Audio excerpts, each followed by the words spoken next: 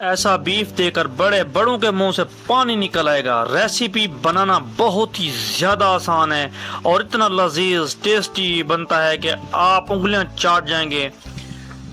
कितने मिनट में तैयार हो जाता है, क्या क्या चीज़ें डाली जाती हैं, आज मैं आपको मुकम्मल डिटेल के साथ समझाने वाला हूँ, बताने वाला हूँ। रेसिपी बहुत ही ज़्यादा आसान है। आज आपको कुछ नया जानने को, कुछ नया सीखने को मिलेगा। तो सबसे पहले आपने गोश्त को बॉयल कर लेना है, मतलब कि आपने हाफ डन से भी कम जो है इसे बॉयल करना है। इसके बाद आपके पास होने चाहिए प्याज और हरी मिर्च।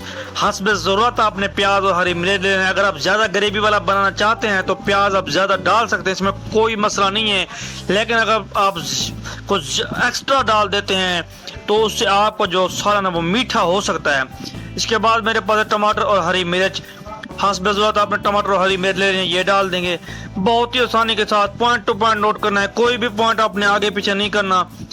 इसी दौरान आपने दुरूद पाक का विर्द लाजमी करना होता है ताकि आपके रिज्क में बरकत आए। इसके बाद मेरे पास है नमक, तो नमक आप हस्ब ज़रूरत डालेंगे।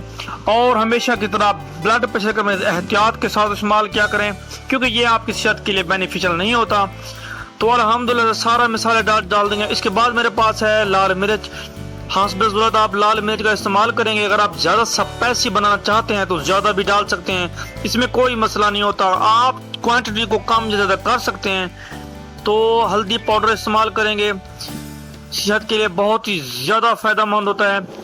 कोई लाजिक वाली बात नहीं है, कोई मसले वाली बात नहीं है, बहुत ही आसान रेसिपी है और टेस्ट में लाजवाब। आप उंगलियां चाट लेंगे। इसके बाद आपने इसे करना है कवर अप।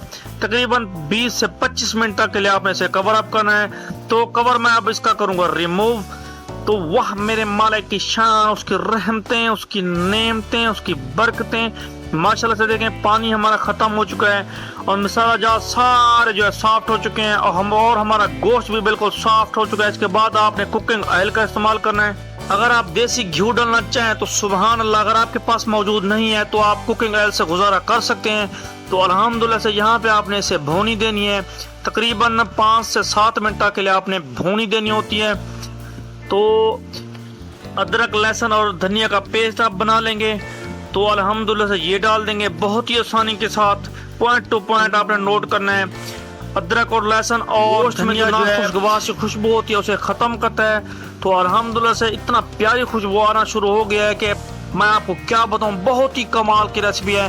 तो गोश्त हमारा देखें बिल्कुल जो है सॉफ्ट होने को है। तो अब हम इसे जो है डिश आउट करेंगे। तो माशाल्लाह से बहुत ही ज़बरदस्त रंगत आ चुकी है और टेस्ट में बेमिसाल आपका जो है बीफ तैयार हो चुका है। अगर आपको रेसिपी पसंद आई है तो रेसिपी पसंद है दूसरे में लाइक, शेयर और सब्सक्राइब जरूर किया करें और अपना बहुत सारा रखिएगा ख्याल और हमें बहुत सारी दुआओं के साथ दें इजाज़त। अल्लाह हाफिज।